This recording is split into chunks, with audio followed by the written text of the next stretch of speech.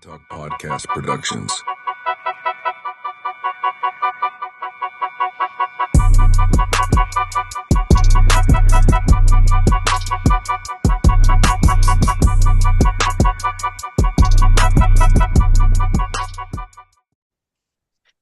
Hey, welcome back. It's your boy, Coach B. I'm here, Peer Talk on Pi Talk Podcast, the new segment. Sometimes with my co-host, Coco, sometimes not. But today, this episode is going to be exclusively, we're going to be bringing in a guest, as we do with these topics. I'm bringing on Athrettis, Thrett Brown, killer in the community. We're going to be talking about pretty much everything from top to bottom. We're going to talk about Thrett's journey through the behavioral health field, through the nonprofit space, into his entrepreneurship, the programs he's done with the youth. He is also a certified peer, right? And we're gonna get into it. We're gonna have some fun. For those of you that don't know, this is Pi Talk Podcast. Pi stands for Pursuing Internal Evolution. Everything that we have put together, the content that we create, what we hope to bring to community, it's just an invitation to a new way of thinking, right? I like to talk to the doers, the change makers, the people that are out here with tools and coping mechanisms and strategies and programs and community involvement, and pick their brains and see how we can collaborate. I come from a philosophy of twofold: Pursue It 365, which is also the name of a nonprofit that I have founded. And our philosophy is just take one step a day in the direction that you want to end up, right? And the second is no community without collaboration. I really am a firm advocate for no more gatekeeping.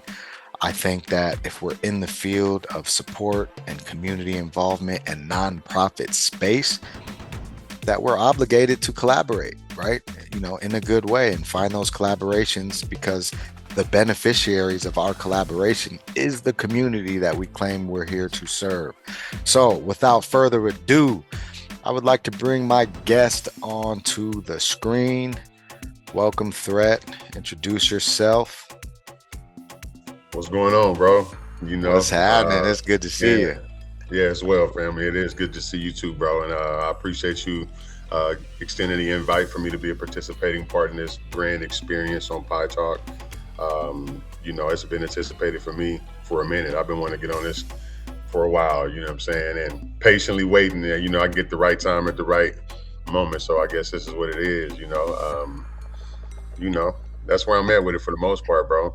Yeah, man. I think timing is everything, right? We got a pretty good relationship in history, and when things are in alignment, they're in alignment. It's time to it's go time, right? It's all day one, man. Not one day, day one. Yeah, straight up. But yeah, it's good. It's good to see you. It's good to hear from you. So what I like to do in most cases, most of my engagements, I like to do a little connection before content, right? So we're gonna just get into some stuff. But it's your choice. So there's 3 options of this icebreaker, kind of segment we're gonna do. You could either do one of 2 prize wheels, or you could do a this or that poll.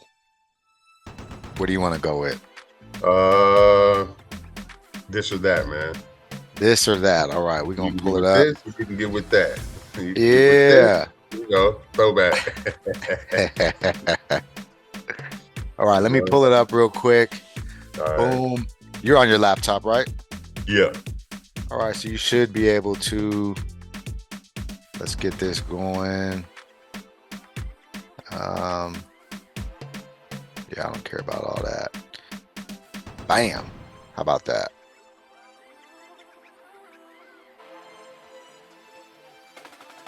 All right, go. You got 16 questions you could ask real quick. This or that. So we're going to be asking Marvel or DC, coffee or tea, sunrise or sunset, mountains or beach, pizza or tacos, summer or winter, chocolate or vanilla, road trip or flying. Damn, the pizza tacos got me. Yeah, morning person or night owl, And then we have movies or books. What's your preference? Comedy or drama? Old school or new school? Action or romance? Introverted, extroverted? Are you a planner or are you spontaneous? And the last one on here is big family or small family. And you can answer that through, I guess, either lens. Like, are you a big family person? Do you have a big family, or do you want a big family or small family? Bam, he did that poll in seconds. Yeah, you know, that was a minute. All right, end poll, share results. What do we got here? All right, here we go. So, Marvel or DC? You said DC. Coffee or tea? Thread is about that coffee. Sunrise or sunset? You like a sunrise. Mountains or beach? Beach. You can swim? I can swim. I just can't float. You hear me? You got to keep moving, bro. You got to keep moving. All right. Pizza or tacos? You said tacos. Summer or winter? Oh, you don't like the cold. You like the heat? Man, I can't stand the cold, bro. Yeah, it's kryptonite. I like the clothes. For me too. I like the winter clothes, though. I like winter clothes. I ain't gonna. Yeah. I can feel you, especially from the East Coast. When I first came over here, the Timbs and the big puffy jackets and all that. You know, chocolate or vanilla? You said chocolate. For sure. Okay, road trip or flying? Okay, you in the whip. I like road trip too. Yeah, flying's cool, but I do like driving. Morning person or night owl? I'm both, actually. You said night owl. Yeah. But basically, I think the night owlness usually takes me into the morning. So it really does. I guess it's a bit of both, you know? All right, movies or books? You said books. Okay, that's what's up. I'm a reader too, but I do enjoy my movies. Oh, yeah. Comedy or drama? We are one and the same. Comedy is my go-to as well. But also superhero movies is like my number one genre. But if I had to pick, between the two, it's probably gonna be superheroes over comedy. But my downtime go-to, like popcorn for the mind, is always gonna be some stand-up, some comedy. Yeah, I'm a sci-fi dude. I like sci-fi. Okay, yeah, me too. I rock with sci-fi. Old school or new school? Old school, definitely. Now, when you answer this, were you thinking in terms of music, or were you actually just thinking just macro old school? Macro old school for sure. Everything old school over new school. Yeah, for sure. All right. Nothing against the new kick though. Nothing against the new kick though, but I got. That's your preference. Yeah, preference is a preference. It's not to shame or shun anyone. That's just what you like. Sure. Action and romance. You chose action. Same here. Especially if we're talking about movies and stuff, I'll go with the action over romance. Introverted or extroverted? Interesting. Introverted. Same as me. I always tell people I'm a professional extrovert, but I'm deeply introverted. I'm super good just being in a cave, chilling, creating, thinking. 15, you said planner or spontaneous? You're spontaneous. Yeah, me too. I don't mind a plan, but even in the midst of planning, like I got no problem changing right in the middle or right before or during. Big family or small family? You said big family. Does that mean you have a big family, or you're you want a big family of your own when you start? I prefer to have a big family. I prefer a big family. And when I look at community as overall, I think family too. So the bigger the family, the more robust it is for operations and movement. That's all. All right. That's dope. I appreciate you being involved with that. All right, we got one more segment of connection before content. Since you chose this or that, I'm gonna give you a choice. We have let's see, we're gonna go with this one. All right, you got 2 pies here. Okay. You got the bigger pieces. There's 8 slices on this one, and then there's 57 slices on the other one. I'm going with the bigger slices, bro. Bigger slices. All right, boom. Oh, I gotta go over here and spin it. Here we go. I like this setup. Oh, nice. 8. I ain't mad at it. All right, so we got 8 powerful segments of questions and topics.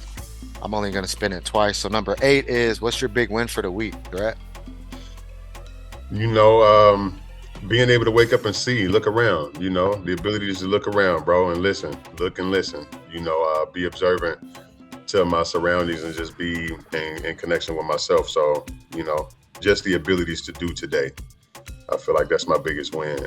I'm here for it, showed up for it. I was blessed to get up in the morning and pretend to be here. How about that? All right. That's the win. Be right here. Be right here. I feel you. All right. I dig it. All right. Next one, we're gonna spin again real quick. Yeah. Last one before we kind of get into the stuff, right? All right. Ooh, that's my jam. Come on. I am a 4. Life path 4. Number 4 is. All right. This is a fun one. Real quick one. What song's hitting for you this week? Sade. King of Sorrow. That's always hitting for me. King of Sorrow? Yes, indeed. Okay. Y'all heard him. King of Sorrow. Check it out. Yeah, Check it please out. do. All right, we back, brother. We here. I want to get into it. We're gonna kind of jump right into a lot of this stuff. I'm gonna try to just run through these questions because I got a lot, and I noticed in my last interview, I only got through about a third of it. The dialogue was fire, but I wanna also, keep these two, a little bit around an hour. Maybe we go over, maybe under. Probably not under, but we might go over a little, right? I'm with it. All right, so let's just start with it. Before we get into your work, who is Athrettis Brown when nobody is watching?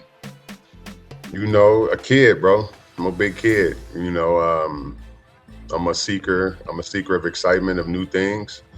I am a mama's boy at the end of the day. I'm a big brother. I'm a great uncle. I'm a great dad to my abilities, for what my predicaments allow me to be.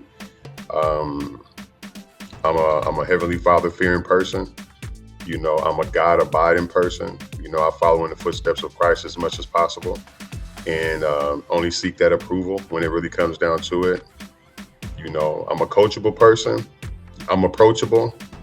And when it comes to it, I'm also a zero tolerance individual. If I got to draw the line, I'm big on drawing lines.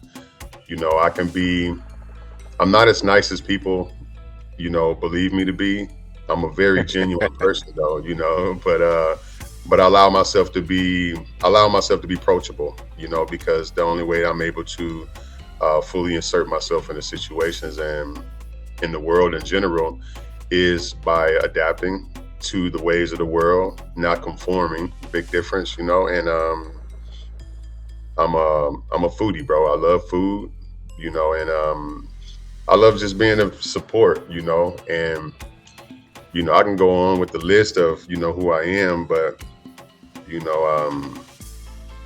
don't know. I just represent myself in the best format I possibly can, and I'm cool with that. I can do better, and I'm cool with that too. So that's what I am and who I am. I'm alien too. I'm far from human. I don't identify. My pronouns is not human. I identify myself as something supernatural, bro. I'm not regular degular. So that's for sure. I can relate. I could definitely relate. Yeah, we've had this conversation. That's good. Yes, sir. Where'd the nickname Thrett come from? Well, my mom named me Terrence. My mom named me Terrence growing up, and but Thrett, I used to always using the Athrettis. My father named me Athrettis, so me holding on to Athrettis, it took me a long time to really embrace that perspective of what Athrettis is, and the Thrett is Terrence Brown. And I used to always want to handle a nickname, and so I used to always try to make up things, but then the name Thrett was like, okay, that stands out the most, more so than anything. And then and I used to always say, well, I don't want to be calling myself Thrett, stemming from Athrettis. And then one day, the Spirit spoke to me and it says, well, Thrett's going to have a significant meaning to it. It's going to ring bells and things of that nature. So I was in Column Bay in 2002, and I just start seeing threat alerts, threat warnings, threat in the burn, threat in the red, and it was like everywhere you turn on the TV, it said threat here, threat there, threat there. And I was like, oh, snap, it makes sense, So I just been rocking with it, man. And it fits me. It fits me very well.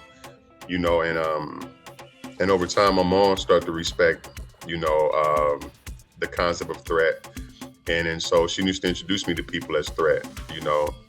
I used to always prefer Terrence because of her wanting to name me Thrett, but I also love the name that my father gave me too, Athrettis, and so when I got comfortable with choosing, my mom started introducing me to her pastors and people that she worked with as Thrett. And sometimes she'd call me Terrence and say, "Oh, my bad, baby," and say, "This is my son, Thrett." And so I said, from that point, everybody's going to have to respect the perspectives of Thrett and just run with it. And so it just stuck with me from there, and that's the premises of it, bro. And, Yeah. and that's Thrett for the record, Threat for the record. I think you're a threat to comfortability.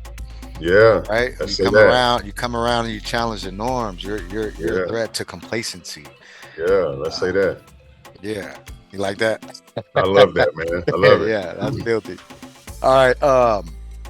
What's something people assume about you that's completely wrong? That I'm human. Yeah, that's completely wrong. They assume that I'm a human being, and that's far from the truth and my stance on my personal experiences and just the witnesses to a lot of things that I've experienced as well. So I would think that that's one of the biggest things, and sometimes it comes off as weird when people hear that because they think you're paraphrasing or cliches, but I'm like, no, dead serious, and if people could really acknowledge me as what I am and how I identify myself, then people would understand why I move the way I move, why I show up the way that I show up, and why the energy that I project is the energy that people feel. It's not something that's normal. It's not my presence. I know it's not a presence that people like, I felt this before. It's like, nah, something different about this dude. And everybody gets to something different sometimes, but no, it's just really something different about me. And the only way a person would truly know that is if they understood my upbringing, my experiences in life and the things that I've gone through and observed. And it took me a long time before I just sat with that. So misidentifying me as a regular person, I think that's one of the biggest, it is the biggest misunderstanding interpretation that a person would have about me. Okay. And maybe we'll get into a little bit later, but I think curiosity would lead someone to say, well, if you're not human, then how do you identify? Yeah. And we'll get into that. You don't got to answer that, right? I was gonna jump in, bro. Contemplate that for a little bit, right? Yeah, I'm gonna sit with it. We're gonna keep moving. What brings you peace today? Knowing that I won't be doing this, I won't live this life forever. I think that's the biggest form of peace, because my only promise to my existence is to depart, and I'm at peace with that 100%. Knowing that this chapter of my life will end one day, and I think that's one of the biggest fears that a lot of people, and I'm not saying all, but a lot of people have a hard time of coming to peace with departure.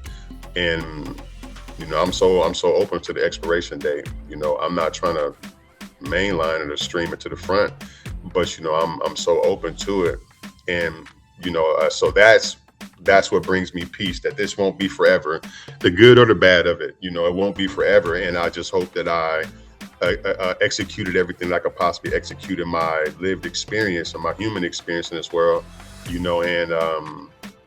just go as hard as I possibly can. And Tupac says checkout time, and we gotta go. So I'm open to that. That's my biggest peace moment, bro. Okay. Yeah, I like that. All right. What book, person, or experience has changed your life the most? Christ, for sure. So the Bible. The good book for sure. Those basic instructions before leaving this earth. I think that's the most impactful book in my life, which identify the characteristics of a few people that represent a good role model, if you will. So yeah, that's the book that I would choose, and figuratively speaking and literally speaking. Okay. All right. Well, we're going to move a little bit into the kind of the beginning, right? Mm-hmm. So tell us about little Athrettis? What kind of kid were you? What environment raised you? People, beliefs, and circumstances? Well, actually, bro, you know, I was raised by my mom and three sisters, so, growing up in a household full of women, um, I knew I grew up with a lot of characteristics and personality traits of my mom. You know, I started to notice that in my mid-teens, which one of the main reasons why I stepped outside for the most part, to be honest. But growing up, I don't know, man. Some things I try to block out, because I, didn't have great experiences with growing up as a young boy. You said And something, if you don't mind me cutting your wisdom go to ahead. actually explore some more of it. You said something that I don't want it to go by. As you said, Yeah, part of the reason why you stepped out is associated with you identifying the many characteristics of your mom in you. I'll talk about that a little bit. So you're basically what I heard in that quick statement, right, is yeah, that you started to maybe not feel comfortable with the characteristics you had developed because you were raised by exclusively women, and so you yeah, went to the streets to kind of pursue manhood. yeah. Or That passage you were talking about before. yeah, tell me about that a little bit. Yeah, so when we know all the time now through studies and the practices that we undergo, a lot of the men that are in prison right now are men that was predominantly raised by women. Impulsive decision making, emotional regulation lack tremendously. Moving off of sheer emotions when it comes to expressing yourself. And some of the violence that we see with young men in the community are just young men that can't control their emotions. And so a lot of those stem from feminine characteristics and feminine traits. And so I started to notice certain things, mannerisms and behavior patterns that I had, and I didn't label it or title it anything. I just knew that, There were just I things about operate. yourself that you weren't Yeah, comfortable with, and you were trying yeah. to get away from them. For sure. And so when I started to get out, I noticed my mom used to tell me that I can stay out later than my sisters because clearly she started to notice that I was in the house with my sisters and her too long, and too much. And so she started letting me stay out a little later than norm. And What's the hey, I age never. difference? What sibling order are you? You had I'm three second sisters, you oldest. said? I got an older sister and I got two younger sisters. Okay. So I'm second oldest, and growing up being, not horse playing and not camaraderie, lacking that whole experience and, what does it feel like to tussle with a brother or a cousin, and then my mom traveled a lot. So I never got a chance to really solidify male relationships with homeboys, friends, or things like that. It was always me with my mom and my sisters. And Yeah. so I can see that pattern in a lot of young men that I mentored. I can see that pattern in a lot of young men that I grew up with. A lot of us And lack there's that. physical attributes. How tall are you? I'm 6'4". So when you're talking to me and you're saying, and to the audience that you didn't get to experience that roughhousing, part of that comes from you. You could physically hurt wrestling one of your sisters. You're a big fella. Have you always been big, or was your growth spurt later, or were you a Yeah, big growth spurt was teenager? way later, bro. Way later. Way later. I didn't get a growth spurt until I was like, what, 20? When I fell in the joint the first time in 99. That's when I first got my first big growth spurt. Growing up, they used to call me Slim or Stick Man or, something like that, So I was always a fairly skinny young dude. Yeah, you And had height, but you didn't get the mass till later. yeah, didn't get the mass until way later, and we used to horseplay sometimes. I try to wrestle around and, but my sisters and them always kicking me in the area, just playing, not meaning anything. And then the other thing was, being around my sisters a lot. My oldest sister used to dress me up and, do the makeup layout and, just put your boy in situations and all, and so, I didn't see nothing wrong with it growing up, but overall, when I used to look outside and see You were your sister's play doll in yeah, some 100%. senses, right? Shout We out gonna to dress little Selena, bro man. up. We gonna dress bro up, and you're Yeah, they're your shout out to sisters. Selena doing her thing, And so when I looked outside, I was like, nah, something don't feel right about this, So, I started to lean outside more, but the obsession with like guns and violence and stuff, that came from in the house. My mom was a very violent woman. Growing up, My mom was extremely violent. And so whenever it came to the projection of what does violence look like, or what does a violent person represent, I look at my mom. My mom was the first person that got me interested in guns. I remember when we was real little, first person to shoot a 44 Magnum out the window because the curtains was blowing. My first time interacting with a 12 gauge was at 8 years old, 7 to 8 years old, which became my two most fascinated appeals of weapons, was a 12 gauge pump. And I used to play with these things when my mom wasn't around, but she did those things to protect her 3 daughters and her son. And we lived in some of the most violent areas in the United States, East St. Louis. Do you think looking back in retrospect that your mom had maybe an obligation or felt obligated to turn you into the protector of all of them? 100%. Or was it something different? You can say that. She used to, as I got older, she used to always tell me, as you get older, your sisters got their own relationships and their own lives. You can't be the protector of everybody. And but she used to instill into me being protectors. But as I start to understand, I can't approach life the way that they approach life as females, because I get killed fast. A woman that gets smacked around, you put your chest out to another grown man, he might just smack you up. But if a man put his chest to another man, you're liable to get shot or killed. So I realized that I couldn't pursue life the way that my feminine parts of my family pursued it, without it being a little more violent outcomes. But, like I said, I watched my mom split man's face open. She only fought men growing up. So a little bitty woman, I done seen her split man's faces open with beer bottles and threatening to blow people's heads off. And so this is just the product. And it was her being a protective mom because of the environments that we moved in.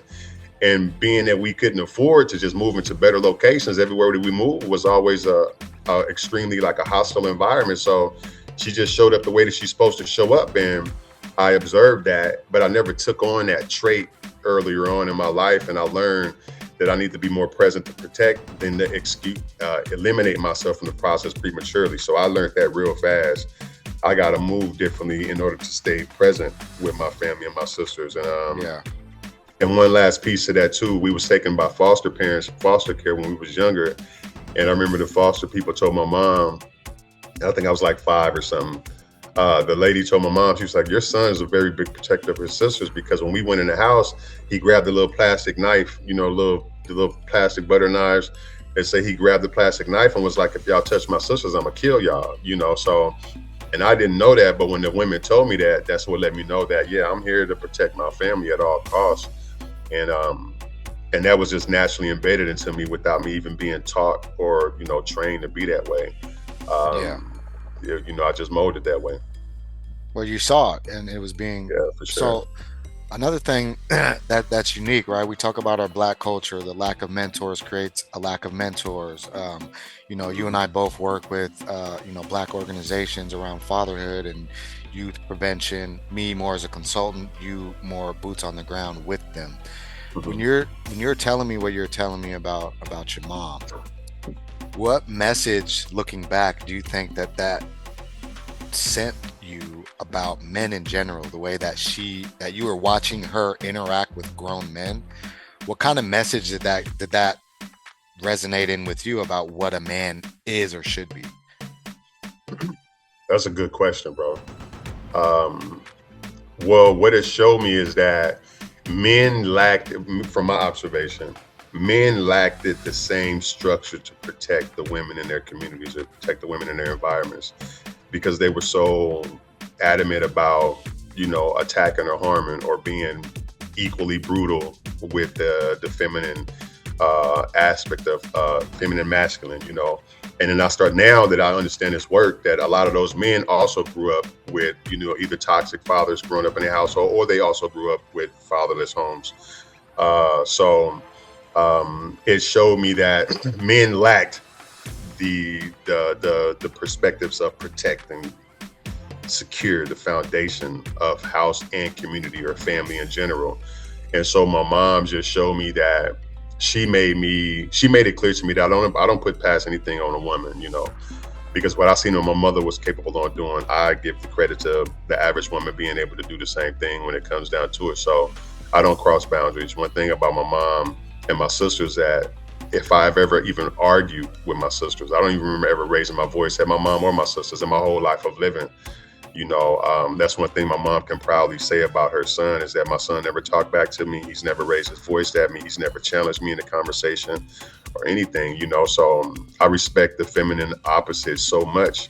And I got that skill set from my mom. And that's a skill set that I believe that most men should have, if not all men species should have that discernment of what you're dealing with and how we should be dealing with these situations. But it's hard to try to regulate a man and his emotions when he's not trying to, be Regulate emotionally himself. intelligent. Yeah, very much so. So Yeah, it's like, it's hard to work with people that won't work on themselves for themselves. Yeah. Yeah, it's difficult. It's one of the conundrums of the work we do, I guess. Mhm. All right, let's move on a little bit. Two things, right? Was there a moment you thought this can't be my whole life? And the second part of that question is, what did success look like growing up, and how has that definition changed? This can't be my whole life. This can't be. I would say, yeah. So I grew up without a dad. My pops passed when I was 6, but I didn't find out about anything until I was 8, right? And so that was one of the dampers on my existence because, I look around for this specific character that just pop up one day.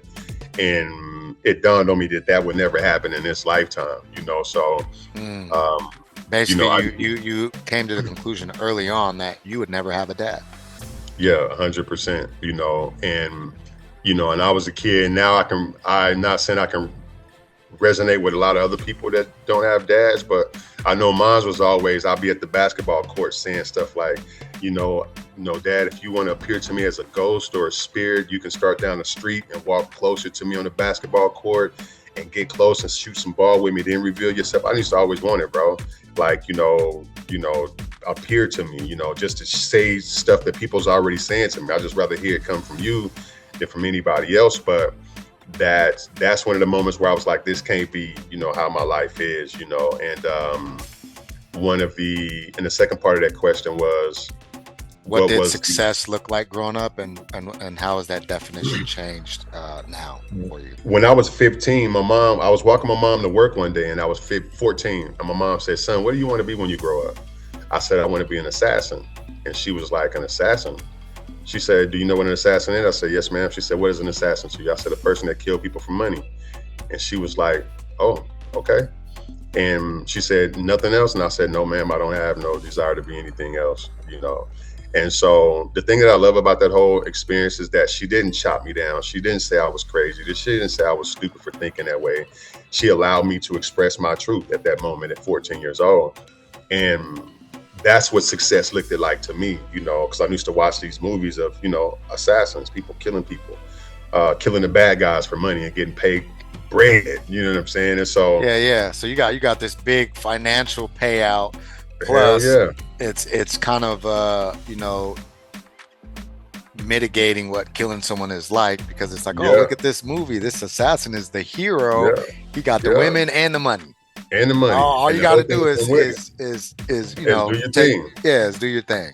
And so how it plays out now is like, okay, so now I'm not an assassin killing people for money, but I convert the assassin of a character. There's a lot of characters that are at play in this society, in this world that we live in. So I love to assassinate the character of people that portray one way, but really underlying they're a totally different person. So I like to expose certain things of that nature, so I don't assassinate the person, I assassinate the character.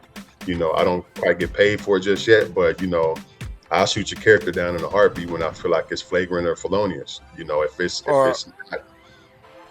Go ahead. I think what I'm hearing is you assassinate the avatars. Yeah, come on. So you're like you said, because I heard you say, like, I'm not assassinating the person but the character. And so how I reframe that is, I think, like, for me, the gangster that I grew up as, that was the avatar.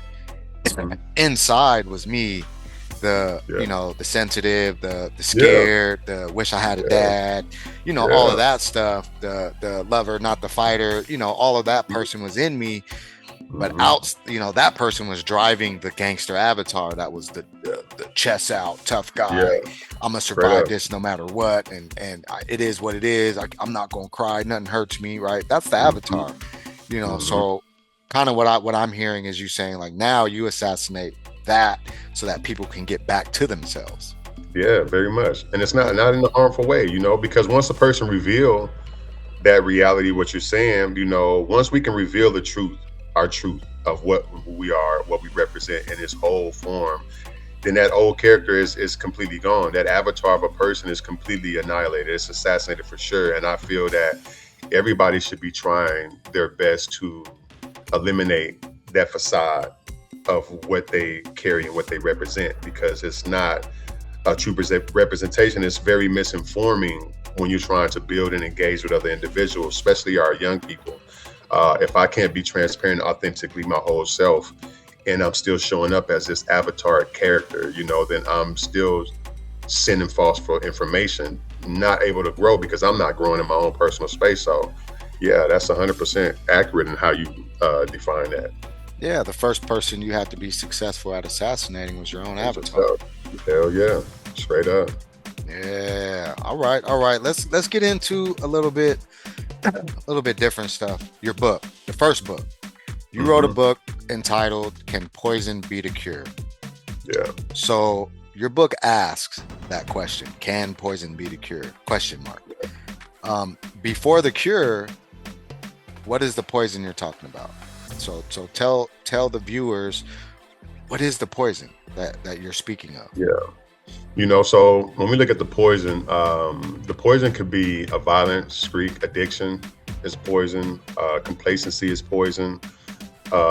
Fear is poison. Uncertainty of oneself is poison. Neglect is poison. And so prison is considered to be poisonous. Gang culture is considered to be poison, So these poisons infect us even when we haven't asked for a lot of these things. We don't ask for neglect. We don't ask to be abandoned. We don't ask to be addicted to certain things. This is just how the world shows up to us, and it shows and presents itself to us. So I've come to the understanding that a lot of people have been poisoned with something in their walk, financial poisons, or the inability to be financially successful. That's poison in itself when it comes to providing, the inabilities to use the poison of non-providing, So those are poisons that I mean in representation of a snake. So it's like venom. And when you're bit by one of those poisons, then the bite is one thing, but then how the venom of a real snake spreads, it alters everything, your health, your mental, your spiritual, your physical. It alters everything. But just like these, so it poisons all 8 dimensions of wellness. Yeah, for sure. And it interferes with that, relationships, your finances, your jobs.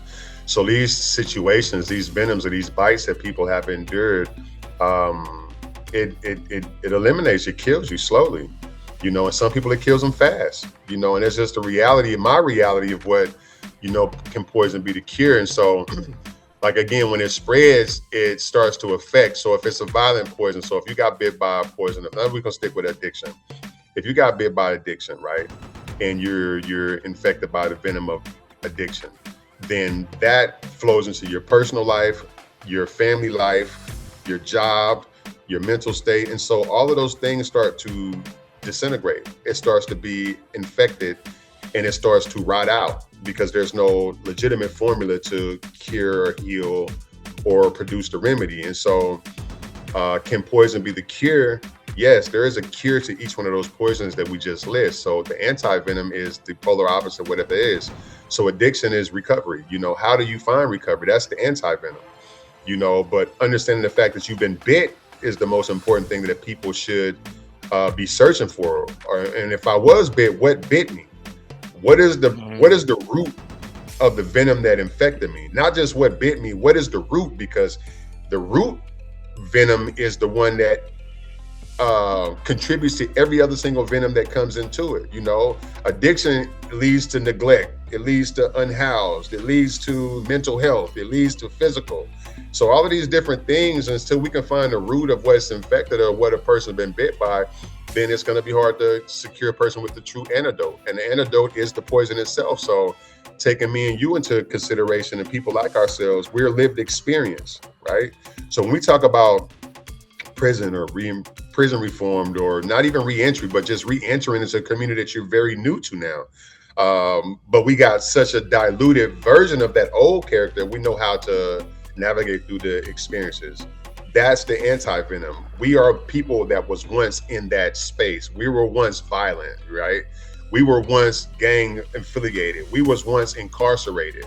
All of those things can be considered poison, but since we've experienced those things, we come back as the experience to say, this is how it helped me. Not saying it would help you, but you need to find the thing that would help you, because only you truly knows what really going on with you.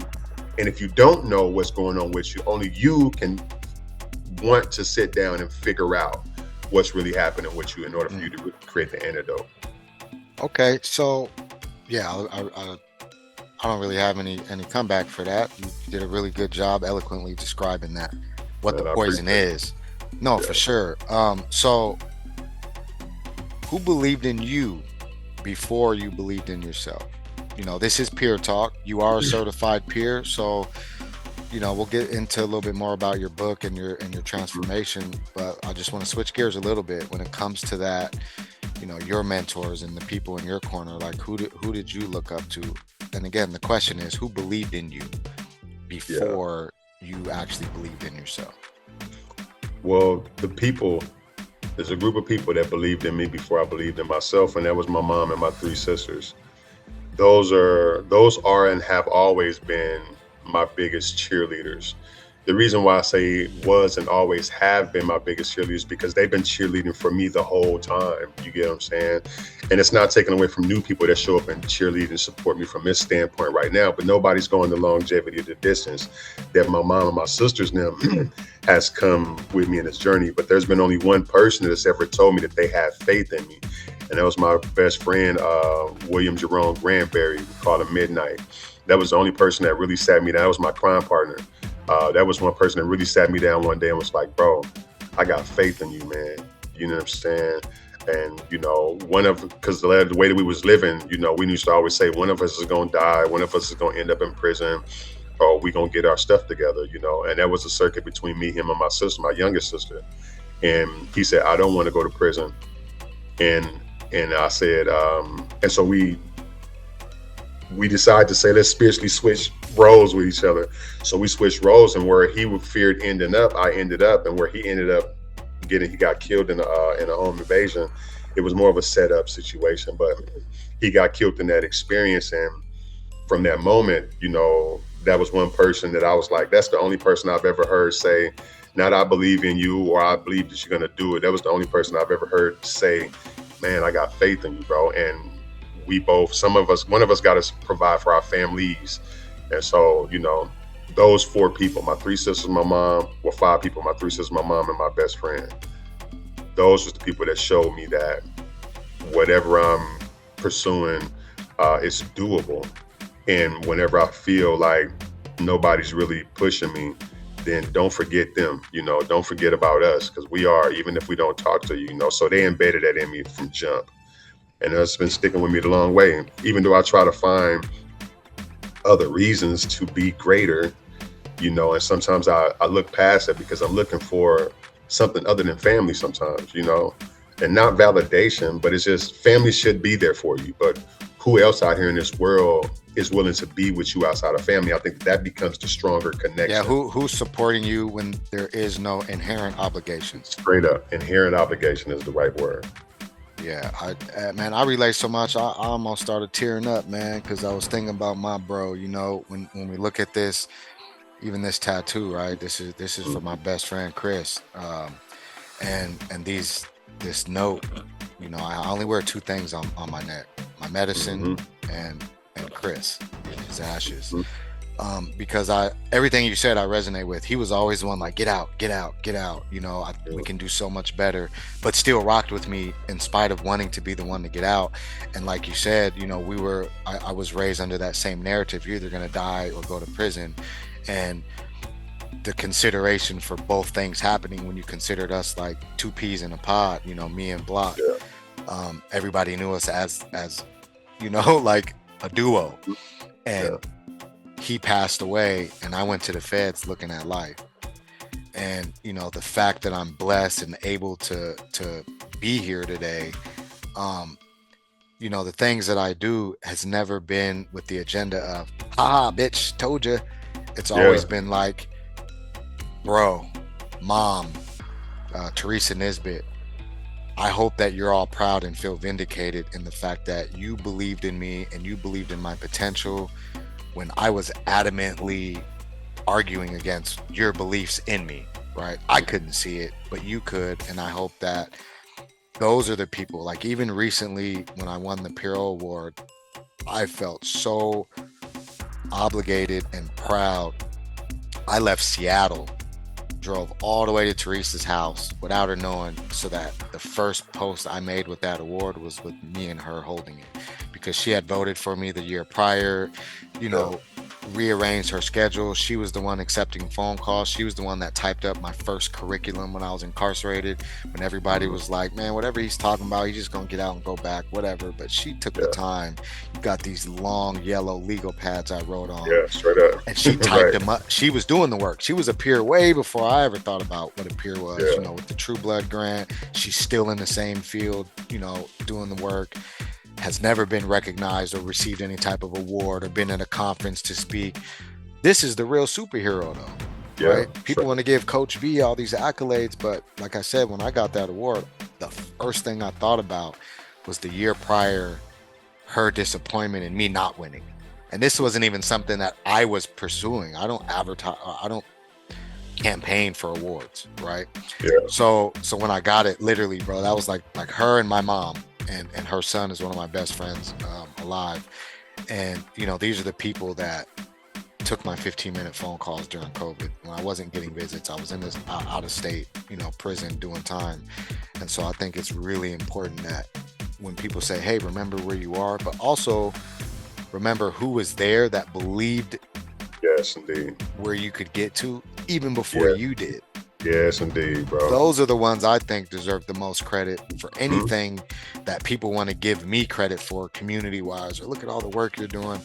I wouldn't be in a place to walk through some of the doors of opportunities that I walked through if those people didn't pour into me. Because if those people who I was calling out to when I was in prison under COVID conditions, worst form of incarceration I've ever experienced, right? If those people would not have been believing in me, I can't say for sure if I would have been as motivated to continue in the path. Like when I sent her that curriculum, one of the first things she said, she's like, you would be so great for this work. And the sad part about it was, at the time, it was a if you get out, because I didn't think I was gonna, right? Yeah, straight up. They weren't trying to let me. So everything is in gratitude, is in graciousness, you know, and you were a part of that, right? One of the people I'm talking about is Jill. No Chill Jill answered my phone calls, you know, would send me postcards when she was going on trips to Fiji, swimming with the whales, doing these different things. And we never pursued anything romantic or ever crossed any boundaries. As far, we were friends, but we were friends before I fell. Like me and my wife met her and the person she was dating at the time. And when I got incarcerated, you know, she didn't leave me hanging. She didn't be like, oh, well, he's gone, F him. Right. It was like, and I even asked her before, I was like, would you ever be a pen pal randomly to someone? And she said, no. So that goes to show, no, seriously, that goes to show the difference wasn't that she was pen paling someone in prison. She was writing and staying in contact with her friend that went to prison. Straight up. Difference. Big difference. And that relationship never died. I just got the phone with her yesterday or the day before about a Pie Talk episode we're going to do on a reunion level. You'll be involved, right? But just understanding that the people that supported me are the most important people to everything that I've done, that I'm doing, because without that foundation, I'd still be in that reentry, recycling, Yeah. recidivism space, I believe. So Yeah, I believe. Yeah, I'm with that. yeah, for sure, I feel and that. you Shout out to too, No Chill Jill. you know. Shout out to No Chill Jill, bro. But this also goes to you too, bro. You met me based on that introduction. You know, you and Jill were in a relationship at the time, and I came home, and you had been doing this work a decade or so, right? So for you, you could have easily been like, man, I ain't fucking with this dude. He just got out. I'm gonna watch him Yeah, first, right? We had a yeah, conversation, then we had a second conversation, then the rest is history. You know, 3 years in, we've been partnering and building and supporting and mentoring and coaching each other, and staying connected to the work. And even when maybe there were months like you was going out the country, we're gonna talk about that too. You was going out the yeah, country, yeah, pivoted out of nonprofit for a little bit, you know, back yeah, into it now. So I think it's beautiful. So back to the poison, right? yeah. Um, would you say there's a, aside from your best friend and your family, we've established well your foundation of your Mhm. main support and belief system, or belief in you, is there another mentor who completely shifted your trajectory that you think? Yeah. Especially when it comes to, I'm gonna have to give good kudos to my partner Noemi Cackington Porter. Noemi Cackington, she's the founder of CJK Community Homes. Um, she's thriving. Her organization is major, doing major things. And though I've been doing a lot of work with the people in the community, and I'm very well known by a lot of people in community, you know, from the work that I've been doing since 2010.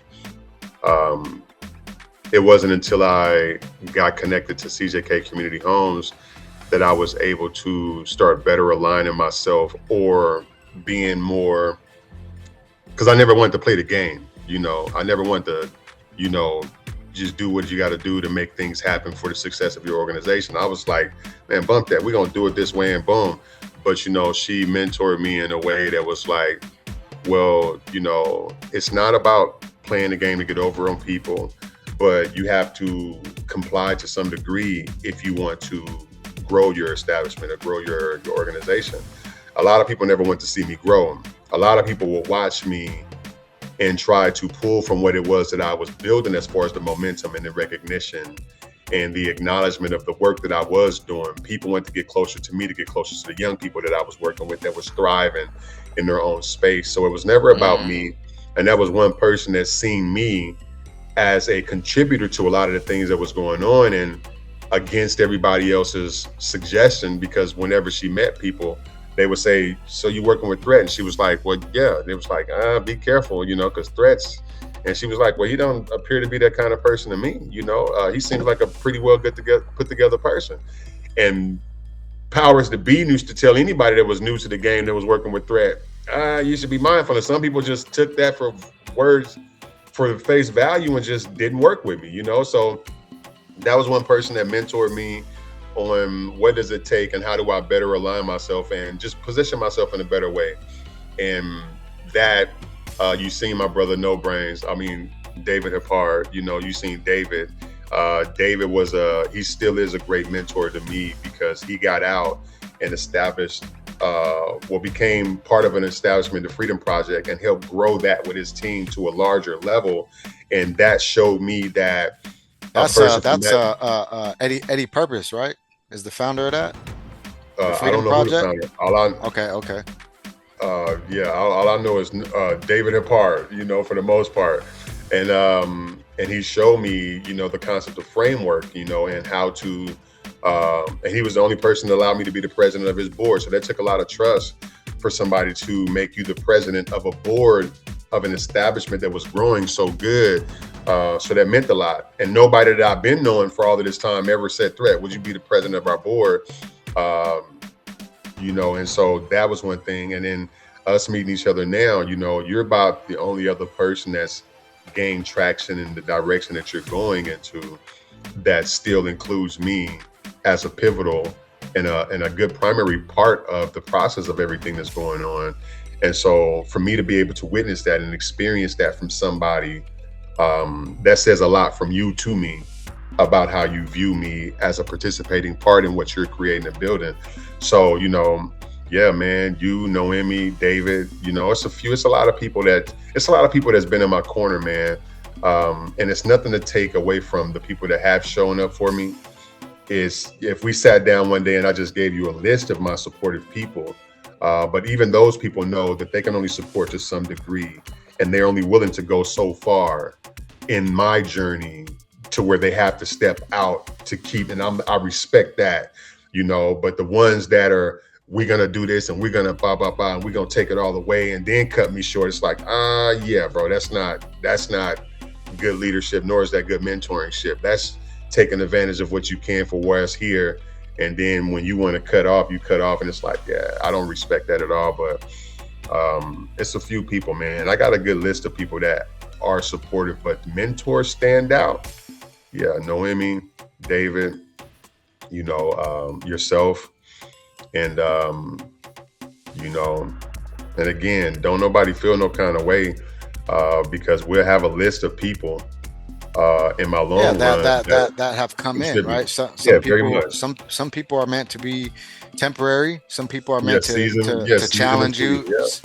But I just want to say publicly, it's mutual. Everything you said about me, I say to other people about you, right? Because the things that you're talking about, you've been in this field, nonprofit youth space for what, 15 years? Yeah. So here I am going on 4 and experiencing the same thing you experienced 15 years ago, right? Yeah. And you helped mentor me through that, because again, I've experienced the campaigns. Oh, don't work with Coach B. Oh, he's still in the game. Oh, he beats his wife. He does this. Oh, he's, and they just say anything and hope that it stops somebody from partnering with you, because for whatever reason, and it'd be people that don't even have any personal relationship to me, even vicariously. It's just they're seeing what's happening. For whatever reason, something in them's like, I don't like that. And then they will make it upon themselves to go put a narrative out there that limits your opportunities. And for a while, when it first started happening, when I first got out, I was taken aback and I didn't understand it.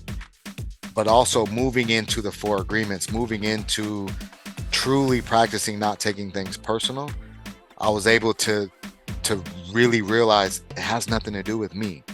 Straight up. It's something, it's the square that I'm standing on, right? So if I'm the program manager of this particular program and the people are like, well, I don't like that he's the program manager, I don't like that is the role, or they don't like the role itself, then it doesn't matter if I'm in that role or somebody else. As long as it's not them, they're going to want to push the person off the square.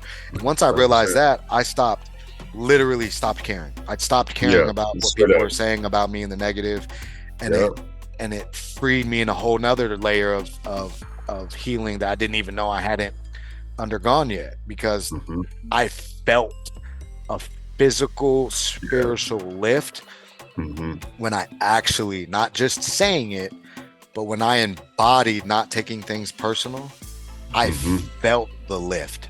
Yeah. I felt it come off me. I felt not caring is there's a book someone just posted on Facebook. I read it when I was locked up, and it's called The Subtle Art of Not Giving a Fuck. One of the best books I ever read. And I think the title might throw people off, but read that book, right? I've written 6 books. That's still one of the best books I've ever read. Also a book in leadership called Radical Candor. Shout out to Stephanie Lane as a supervisor. That book is part of the onboarding process of, that role. And so, there's things like that I'll never forget, and I think are super important. Now, all the way back to that, I'm really inspired by your answers, and I really enjoy you bringing to light some of the things, like you're 15 years, essentially 11 ahead of me in this. And you're talking about the very things I'm experiencing as newer to the field, newer to the space, and it's the same. People are people, right? And you're not human, so it's easy to just be observatory, be a witness. Straight up, All right, so let's go into like the transformation piece of your journey as far as like what changed first, your environment or your thinking? My thinking. Okay. Thinking changed first before any of that, because for what it's worth, the environment is still the same. It's just that I look at it from a different angle, or I view it from a different lens. I'm looking at the same foundation of work, right? But, I have so many new tools in the shed that I'm able to operate on certain things and operate from a different perspective and standpoint to where I can figure it out. And I don't take it as personal or as literal as I would have when I was, ignorant to, the lack of knowledge of how this stuff works and what I supposed to be doing to ease myself and don't get too overwhelmed. So, my thought process changed first, and then it allowed me to just navigate through the environment, because I don't think the environment will ever change. It's just how I work in it, and I got to put on the right hazmat suit. I got to go into this space with the right shoes on, the right gear. And Discernment.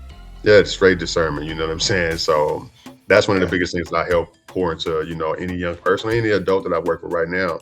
Don't expect the system to change. You got to be able to work around it and get what you got to get done in the middle of it, and that's helped me a lot for sure.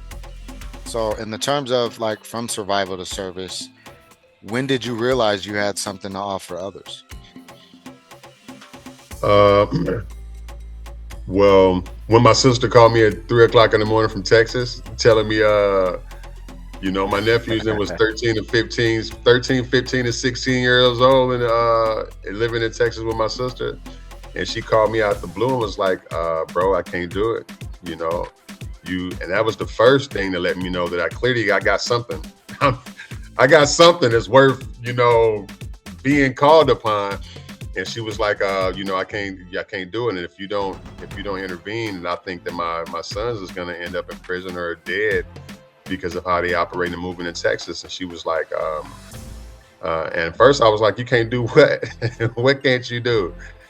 She was like, they too much, they too much. And, I understood, at 13, 15, and 16, young boys, for, it's just a lot, and so I was on my way to LA, and I knew that I was capable of to do that work, because I postponed my trip to California almost indefinitely. It's been almost 15 plus years since I pursued my own vision of what I wanted to do personally. And I took the responsibility of my nephews, and that's where everything shift from, and looking back, those are the greatest qualities of all of the work that I've been doing. If I can see the fruits of the labor, it was the outcome of these young men, who they become and how they operate and how their mindsets function in life, because they can be all over the place, but they continue to figure out what they need to figure out to be the greater version of themselves and representation of their own families as well. So that's what let me know when my sister gave me that phone call at 3 o'clock in the morning, and we took my last little money for my plane ticket to LA. And I sent it to her, and she put them all three on a bus, and they greyhounded up to the town, and we went in from there. All right, all right. I appreciate it. We got about 15 minutes left, and I got about three kind of sections with questions in them that I want to touch on. And your Yeah. last answer actually really segues into my next question is, well, I'm going to combine two of the questions. How did business become part of your mission, and why create Young Businessmen of Washington? Actually, Okay. I'm gonna just add one third if you're okay with a three-parter. Yeah, So, go ahead. how did business become part of your mission? Why Mhm. create Young Businessmen of Washington? And what problem were you trying to solve?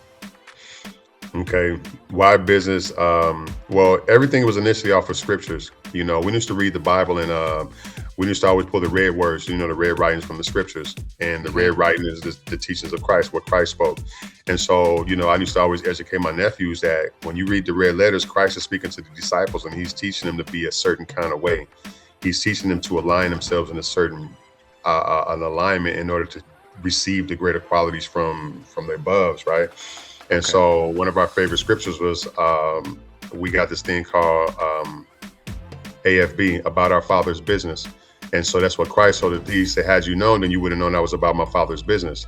And so that was the business. That's the business, being in work for the Most High, doing the work for the Most High. It was never entrepreneurial. It was just doing this business about developing and rebranding, recreating ourselves to be in alignment. I'm about my Father's business. Yeah, straight up 100%. It makes sense. Okay. And so that segue into, okay, we can approach the community in that spiritual way in order to get into the schools and things, etc. So we just took it as young businessmen. It was YBM in the beginning. It was young businessmen in general. And so we started doing with young businessmen, and nobody thought that we were making it to schools. And this was with no grants, no contracts, not even really solidified as a nonprofit. I was just in the community with my nephews, and we was making stuff happen. So you just had an idea and the willingness to execute on it. For sure. And so we started grants, to define nothing. So at this point, you weren't even a 501c3 or anything. Wasn't even a 501c3. I didn't become a 501c3 until 3 years ago. You get what I'm saying? So 12 years into doing the work. Right. So, shout outs to that. About my Father's business for real, so we end up that taking part that whole, I didn't know. Yeah. So we end up taking the whole module concept and, business is a way of being. You are your own first priority of business. So we took the entrepreneurship approach and applied it to a young person in the community. Every young man that I knew wanted to be a boss. So what is a boss mindset? What does a boss think like? It's talk about you build yourself like a CEO will build a company, And then so we took the entrepreneurship and we had this thing called Meet Morpheus, where I would introduce myself to a group of young people and I say, pick a red Jolly Rancher, a blue Jolly Rancher, a green one. And if you pick the red one, you want to focus on entrepreneurship. If you pick the blue one, you want to focus on just getting a job. If you pick the green one, then you want to advance in your education. And if you didn't know, you pick the clear pineapple Jolly Rancher, and we sat down and created a format for you. So that's filthy. That's YBM. And then a young person by the name of True got involved with a movement. And at the time, True was like, what are you guys doing for young women? And I didn't have anything for young women, And so True was 17 at the time. And they was like, well, I represent young women, and I think that you guys should have something. I told True at 17, I said, if you can create a curriculum for women and young ladies, and I'll include it. This is without the 501c3. So True went back to the table at 17, came back and was like, this is what I got for young women. Pulled them on in, said, if you can implement it, built it out, structured it, went, and I got the license that time. And we just called, the first license that I got was YBMW, Young Businessmen and Women. And then beautiful. True double back and was like, they chose a different route in life. Shout outs to her and her choice. Shout outs to them and their choice in life. And so we kept the YBMW. Instead of women, we just say Young Businessmen of Washington. And so that's what led us into that aspect. And that's the pivotal point. And so the third part of the question was, I just want to take a moment to give you kudos in that story you just shared, your willingness to pivot and adapt something, not be closed off to an idea that you're like, hey, that's not my expertise, I'm not doing it. You're like, if you want to do it, you can, and I'll rock with you, and just the same way you're rocking. That's a high level leadership, like, characteristic in and of itself. Being able to trust someone with their idea and then implement it. And even though, like you said, they separated and went a different direction, but you still have that memory, right? Let's move into something a little real quick. Oh, go ahead. And understand the fact that these 16, 13, 15, 17 years old, these not even grown adults, and no adult gave them the opportunities to show their leadership skills.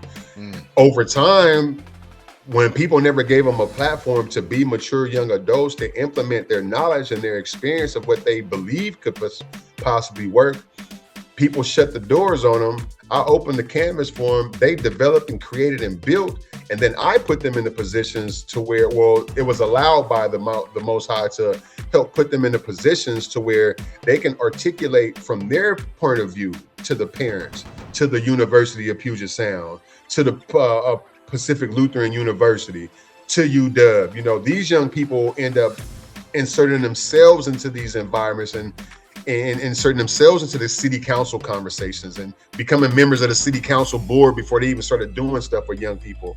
You know, I opened up a door for young people to have a platform to express, say what you got to say as a young person, and I'll back y'all 100%. And then you end up seeing all the majority of the adults from the leading organizations come and hit me up and was like, hey, we was wondering if we got those young people, you know, the young people you work with, could they come and talk? And it's like, now y'all got to go and talk to them like they're young adults. Don't just go look at the young people that I work with as kids, because they're not built up to be just kids. They contribute, they impact. And so that's my biggest passion, Mark. You know, it wasn't just that me. Ageism. Ageism was a real thing, and it still is. And so what I want people to understand is that when I always profess the fact that the young people, they are the anti-venom to a lot of the stuff that we got going on, but nobody's giving them a platform to truly exert their capabilities, you know, regardless of how young they are. You can take their ideas and create it. You know, that's why they do these little breakout sessions. And we want to just know what's your thoughts and take those thoughts and just turn them into stuff versus saying, since that was your thought, then how about you come in and implement your thoughts? And we're, you know, so I'm for that empowerment. You know what I'm saying? So, and I'm big on that. And that's the movement of young businessmen of Washington, young businessmen and women.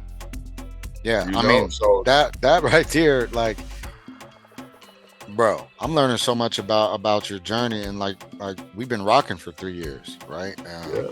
And I think, you know, I think it's telling that we've never really sat down and dove into our like, we talk about the war stories. Like, I know a lot about your upbringing from just popping it and being friends with you, but the actual journey through this stuff, the business, the origin story of, you know, your you know, YBMW, that's powerful. It's an impactful, which leads into, we got 2 sections left. We're going to go back to the book. You know, can poison be the cure? One of the questions is, why this title? I think we know why the title, but I do want to ask you this. Again, I'm going to mix 2 of these questions together. Why do gangs often succeed where institutions fail? And do you believe belonging is more powerful than discipline? Okay. So to the first part of the question, do gangs, say that one more time. Why do gangs often succeed where institutions fail? Okay, because the gangs they're not passing judgment. They just want you to be affiliated and associated with whatever it is that they got going on. There's no judgment. So to be able to be associated with something and nobody's saying this and that about you, it makes you feel included. It makes you feel powerful. It makes you feel associated to such a system, and you got a role in it without nobody really dictating, you know, whether negative or positive, it doesn't matter at that point. It's the fact that I'm affiliated with somebody that don't got all these rigorous approaches. You know, it's trial and error, and we're going to learn it as we go. That's the game. Institutions is follow this, do that, do this. And it's like, I get it. You get what I'm saying? It's like, I totally understand the structure, the foundation of this. But if we want to include it, and it's got to be as natural as possible. Let a person find their way in the institution versus already having a cookie cutter concept or cookie cutter approach to a lot of these things. That's why we lean towards the streets and the hood stuff more than we would lean. And to any parent that's listening, this is why the gangs are more effective, because there's no real boundaries. And if we were to understand that for what it's worth and allow institutions to not really have boundaries and then build the foundation, help them, allow people to include what a boundary would look like versus just putting the boundary on somebody. What would you recommend? How do you feel this would be better? You know, it's like, do you think more collaborative efforts in the programs being built for the youth, but also having the youth build straight with the people, you know, for them, by them. Like we say in the peer field, nothing about us without us. We need to extend that to the youth. Straight up. One thing I want to give a big shout out to Ramon Arazo. He did a gang prevention. He has a gang prevention workshop with slides and all that, a presentation that's really powerful. And I think one of the things that's always stuck out to me about his presentation in regards to that question is its exposure. As an institution, you only have that youth for the length of that program time. It might be That's on it. a Thursday from 5 to 7. It's 2 hours. The Mhm. gangs are utilizing the same tools Yeah, for the rest of those 22 hours straight up. and the rest of the 24 hours in every day of Yeah, the 6 days that they're not in the straight up. program. So Yeah. they're having full time 24/7 exposure to Yeah. the gangs and the influence and the attraction, whereas they're only getting a very limited exposure to the institution or the mentors or whatever, because the Mhm. programs have very limited windows of exposing them to the positive pro-social behaviors and opportunities. So we, as on this side, we have to basically engage and attract in such a Yeah. impactful way in that two Yeah. hours that Yeah. it's enough to carry over into the Yeah. wee hours of the days that they're Man, walking home and the, straight up. they're Or the because they're phones ringing. Yeah. at home, right? Yeah. Like you said, your mom showed you Correct. guns. I Yeah. was raised, my mom was a single mom and we're out in the streets. I have another brother from another who his parents kind of adopted me because I was with him a lot, right? And Mhm. this was young age. So and his parents were deeply immersed. Like we used to do the boosting. Pops used to Yeah. take us around boosting. Take Mhm. us, he'd be the getaway driver for the beer runs, things like that. So we were taught sometimes by the very people that are supposed to teach us the Yeah. opposite, right? We Yeah. were indoctrinated. And then so to go to like the community center downtown Olympia where there's a pool table and where we could be around a staff that was willing to pour into us or whatever, it was really just a place to be, Yeah. other than running around the streets doing that. But again, it was limited. It's very Yeah. limited Mhm. exposure. So yeah, I just wanted to put that point out there because I think Yeah. for Ramon Razo he met with youth and got like a survey results from them, and two of the things that they had highlighted the most was lack of parental guidance and lack of sports. Right, think of the natural supports that happen if you got a Yeah. kid Yeah. that is playing basketball, then volleyball, then wrestling, then football, but if there's no funds to put him in that and he doesn't have Yeah. a dual parent household, then what is he going to do? Right, Yeah. he's Yeah. going to manufacture something Yeah. to occupy his Straight up. time. And a lot Straight of up. times it's not manufactured, it's already waiting. Hey, come fuck with Mhm. us in the streets. We're going to run Yeah. around and throw rocks Yeah. at windows. It starts out Mhm. small, right? We're going to steal a Yeah. little candy from the store. Then Yeah. next thing you know, they're stealing Mad Dogs from the store and Yeah. running out. Yeah. Then they're robbing people. It Yeah. just escalates and without Yeah. any guidance. So I'm glad you wrote this book. And getting back to it, we're going to kind of close out on a leadership and legacy. A couple questions there. I got another podcast at 12:30, so we got a little bit of time Yeah. left. Yeah. But what do you hope changes inside readers? And then the next question, actually, I'm going to ask that question separately because they're pretty different. So what do you hope? And maybe which chapter is your favorite chapter and why? Well, what I would hope is that from reading this document, right? What I would hope is that people would stop looking at kids in general, people in general, as are just evil or ignorant or stupid or dumb, and start looking at them from a standpoint of they're infected, whether it was indirectly, non-voluntary or voluntarily. It's the fact that they're infected. And if you're not familiar with what does it feel like to be infected by violence or infected by gang culture or banging or slinging dope, what does it mean to be infected? If you've never done it, then it's hard to pass judgment on what they're even going through. Because I know a lot of people that were selling dope that always said, damn, Jack, I'm gonna get out this game. You know what I'm saying? I know a lot of people that's banging. It's like, man, I got to figure out something else. So even in our own lane, we're trying to figure out how to stop doing what the hell we're doing and change our trajectory and put ourselves in a different way. But when we're so infected by the patterns of behavior patterns of how we was raised and how we was brought up, or the toxicities of the environment, the only thing that we can see and have access at and make it real, because this seems to be the only tangible thing to do, in reading the book, I feel that I would love for people to stop passing judgment when you see a young person acting out the way that they're acting, and know that what is the underlying reason on why they're doing that. You get what I'm saying? It's like some parents that come to me for their kids and be like, he's smoking and drinking, and it's like, okay, what do you want him to do? He needs to stop. He's too young to do that. I asked the parents, some parents, I'll be like, do you smoke weed? And they was like, well, yeah, I smoke weed. Well, when did you start? It was like, I was smoking weed at that age. So when did you stop? And so why didn't you stop smoking weed? Right. So now I'm like, why didn't you stop smoking weed? Oh, it's not about me. It's like, it's not about you. It's about your child. So you need to understand where they're at and why you couldn't do what you wanted them to do when you were their age.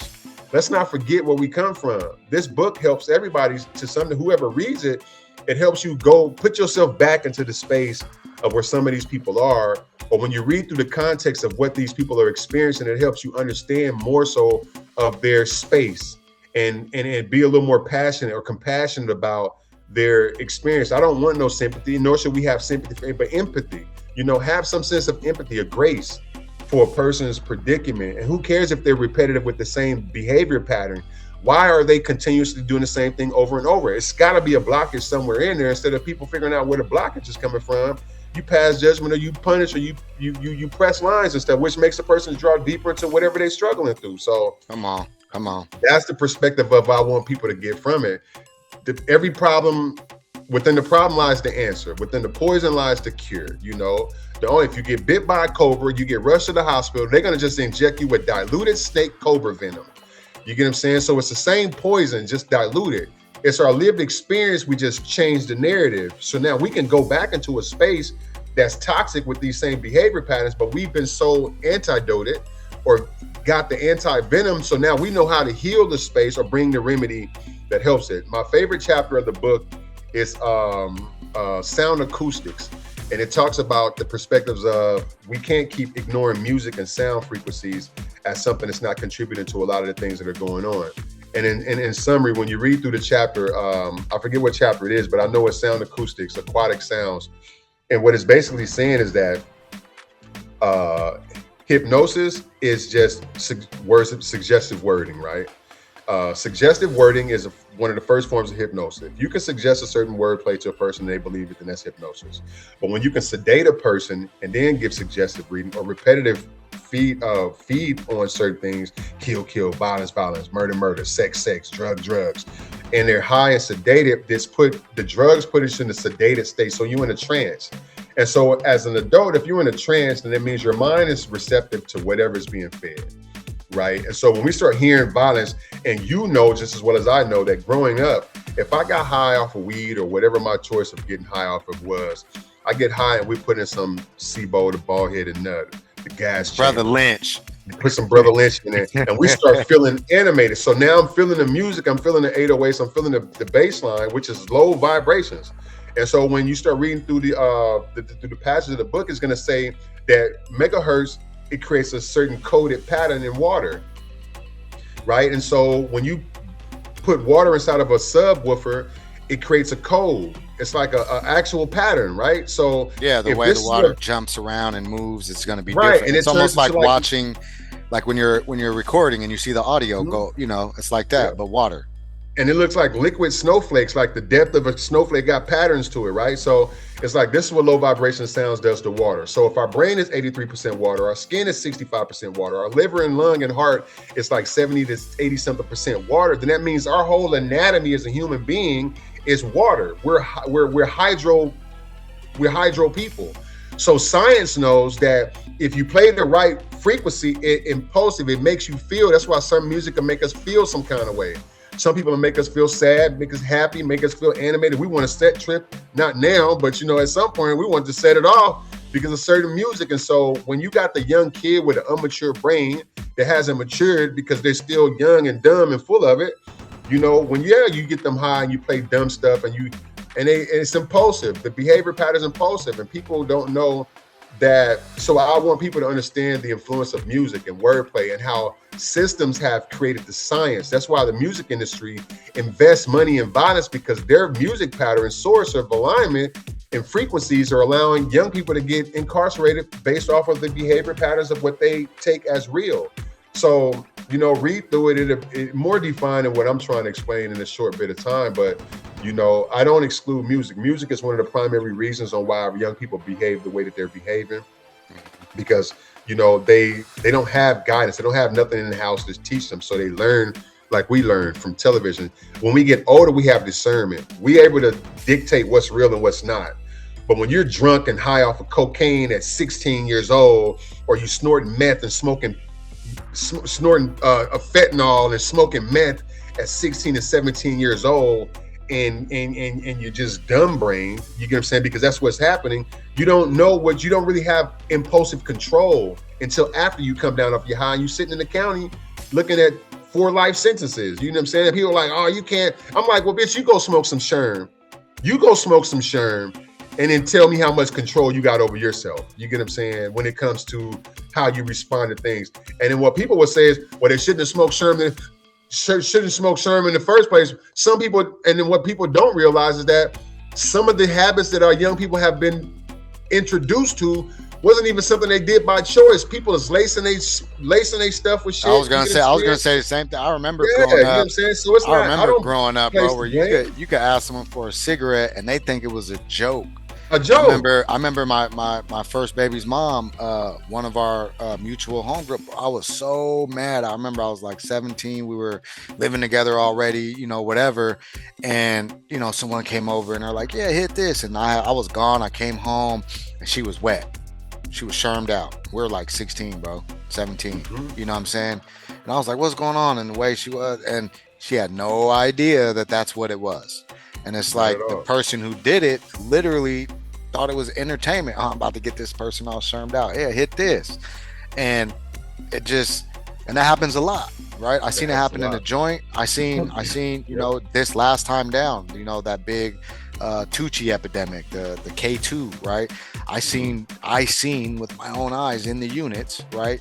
Where someone's like, oh, I want to try that. And someone's like, I'm about to give them this big ass square.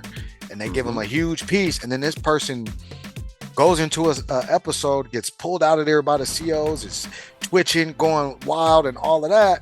And the person that gave it to him is over there with this diabolical smirk, and I was sitting there like, what the, you know? Straight up. But yeah, let's we're gonna wrap it up.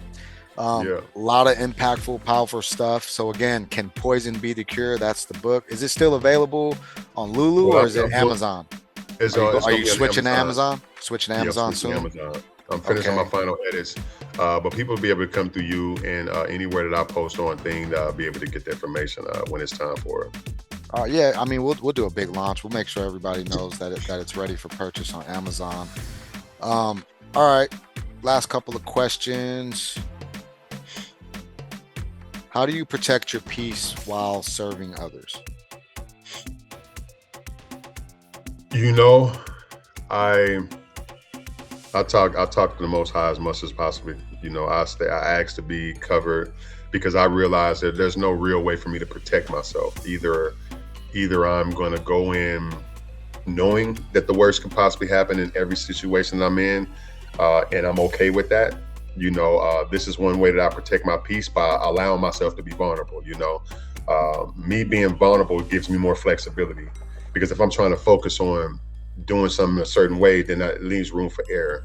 You know, the adaptive confidence theory, I got to be able to adapt to any environment. So I go in with the best intentions and prepare to adjust and adapt to whatever the circumstance turn out to be. But, you know, being trained up is one of the vital tools that I do have. You know, joining in our groups to talk more about how to approach, how to engage, and retain this information and apply it to myself, so that way I know how to regulate when I'm being triggered, because I'm always triggered no matter what, you know what I'm saying? So, and these trainings that we go through and these processes and this constant meetup that we do, it keeps reinstilling in me the devices that is needed to continuously do this work. So that's how I retain the peace to keep doing the work, bro. I remain vulnerable. I remain flexible and open to the possibility that everything can go wrong, but I'm not here, you know, afraid of everything going wrong. I'm here because I'm built to adapt, you know, and do what I'm supposed to be doing in the space. All right, last question. I wish it wasn't last, because I think it's a good one. It's a good one. Twofold again. One, And really, it's not twofold because it might be a kind of either or, right? The question written is what keeps you from burning out. But I know you personally, and I know there was a point in time, and I'm not going to assert that you experienced burnout, Mhm. but I did witness you pivot and literally leave the country and start a new entrepreneur role outside of the nonprofit space. Was that due to burnout? And now that you're kind of back in this space, like this is essentially you're back from that Yeah, pivot interview, yeah, right? This is yeah. reintroduction of Athrettis into the space. We've been waiting to do this, like you said, interview for a little bit now. Just Hmm. really, briefly as you can before we head out, what positive messages do you send? What's your message about that pivot? Like what caused you to and again, I don't want to assert that you burnt out. So you tell me, was it Yeah. burnout?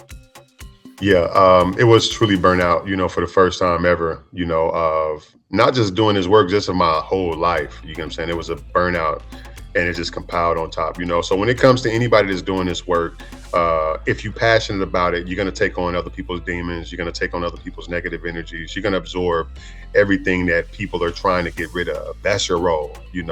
I'm magnetic in a way to help a person get off their chest what they need to get off in order to find their way. So if you're not built to absorb what people have to give off, then you're in the wrong line of business. And when you don't understand the tools that you need in your corner, or the resources, the access abilities to people in your corner to help you delegate and dump off some of this excess luggage that you're carrying, you will burn. And so with my in a nutshell, I used to always hear a young person say anxiety attack, or they feeling burnout, and I say breathe, take a deep breath, drink some water, and you guys will be cool. But when I had it for my first time, like I told you, I called my mom at 4 o'clock in the morning from here to Mississippi and was like, Mom, I'm afraid to be alone. I'm afraid to be by myself, because I feel like I had a game plan. Once I got out of the nonprofit space, I'm gonna just jump right into my own personal stuff, because I knew where I wanted to go before I got into this work, right? And I thought that I could just do 15 years plus of this, and once I'm done here, just jump back into it. But it was so foreign. And I lost the tools that I had before to navigate through my own personal space. And so educating or pouring into people is something that I was great at doing. But pouring that same information into myself is what I struggle with doing. And I needed to do something, almost like on my David Chappelle, but minus the people trying to buy me out. I had to leave. And so I ended up, the best thing for me to do was to go to Brazil. I got a good connection in Brazil. So I went to Brazil for 3 months, gained residency. So that made me feel like I was accomplishing something major. Made some good connections in Brazil with, the business line that we'll talk about in the future. But I got involved with other things that I feel like my life aligns with. And so now I was able to apply that stuff to myself. I gathered that, came back thinking that I'm gonna just come back because I got it now. I'm gonna just come back to the town and just start punching in, failing to realize just because I got it now doesn't mean that it implements itself instantly, So now it's like, okay, now that I got it, let me plug in. Oh, damn, still got some work to do while I'm plugging in. So now I got to utilize the motor skills that I have to make this all work now. So now I'm in a space of making it all work. And I will be launching a new establishment called Universe City. The play on words is university. And I would honestly say, before I get off of this thing, that in this whole journey of my work, if it wasn't for Travacus Brown, Robert Hines, Justice Phillips, Malik and Keyshawn Banks, True, Miriam McBride, if it wasn't a Miracle Tucker, if it wasn't for these young adults in my It's funny. primary Most of goal, those names I recognize from Facebook through connecting through you, watching their videos and y'all business. man.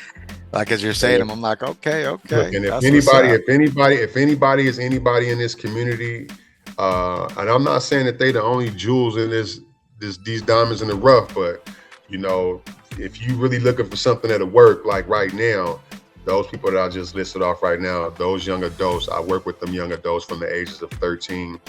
Some of them, and all the way up to their great parents, great community leads, great advocates for the community work, great travelers, they're great, amazing. They're even better than what I was.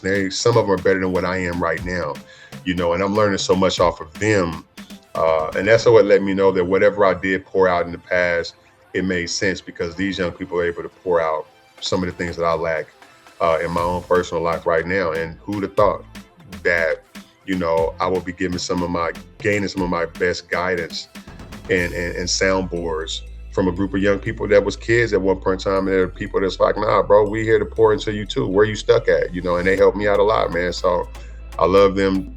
What words can't express or explain, and one of the reasons why they love me is because when I had to make a decision of staying in a situation that I was in or go with them, I left my situation and I stayed with these young people. I voluntarily went homeless with my group of young adults, bro. And we was homeless for like 6-7 months. We were sleeping in the back of this building for like 3 months. Then we ended up getting this office space and we slept on the office floor for like 5 months. And the whole city knew we was doing these things, but nobody slid in and said, hey man, y'all do so much great work out there. Let us help y'all. They just watched to see us try to fall apart. And those young people to this day tell me, Thrett, man, you ain't not have to stay outside with us like this. So it's like, bro, we in this, and and that's my heart to these young people. And that's something we talk about a lot. Now that they got their own cribs and stuff, they was like, bro, remember when we was homeless for 7 months, still doing this work, still showing up at the schools, and nobody wanted to extend the olive branch, So I love them, man. And they're great young people in the community. And I advise people to tap in with them.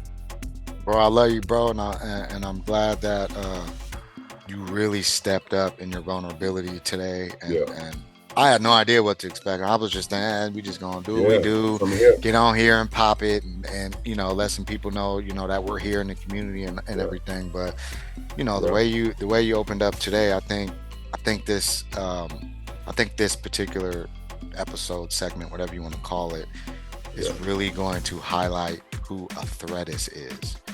I appreciate you, bro. You've started hella businesses, right? And those will come and those will go, right? Those are titles. Yeah. But the person who you are, well, I fuck with you.